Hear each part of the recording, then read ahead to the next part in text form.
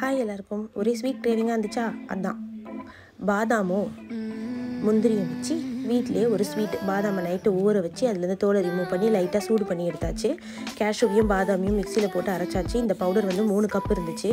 நாங்கள் கொஞ்சம் சுகர் கம்மியாக தான் சாப்பிடுவோம், அதனால் 3 கப்பு பவுடருக்கு 1.5 கப்பு சக்கரை போட்டிருக்கேன். இந்த ப்ரௌன் கலர் சக்கரை வந்து எனக்கு சூப்பர் மார்க்கெட்லேயே கிடைக்கும். நல்லா கொதிக்க விட்ட பிறகு ஒரே ஒரு ஸ்ட்ரிங் வந்தால் போதும். அது வந்த பிறகு இந்த பவுடரை போட்டு நல்லா கிண்டணும். கிண்டிக்கிட்டே இருக்கணும். மீடியம் ஃப்ளேமில் தான் ஹீட் இருக்கணும். நல்லா கிண்டணும். நம்ம எவ்வளோ கிண்டுறோமோ லம்ஸ் இல்லாமல் அடியில் பிடிக்காமல் கொஞ்சம் கூட அந்த பவுடர் வேஸ்ட் ஆகாமல் வரும். வெறும் 2 ஸ்பூன் நெய் விட்டால் போதும். கொஞ்சம் டைட்டாக ஆரம்பிச்சிரும். டைட்டான ஆரம்பித்தோடனே அடுப்புலேருந்து இறக்கிடலாம். நிறைய ஸ்வீட் ரெசிபி பார்த்தேன், பட் அதெல்லாம் கம்பேர் பண்ண இல்லை. இது கொஞ்சம் ஹெல்த்தியாக ஃபீல் ஆச்சு, அதனால தான் இதை செஞ்சேன். A to Bயில் இது நமக்கு ஒரு ரோல் மாதிரி கிடைக்கும்.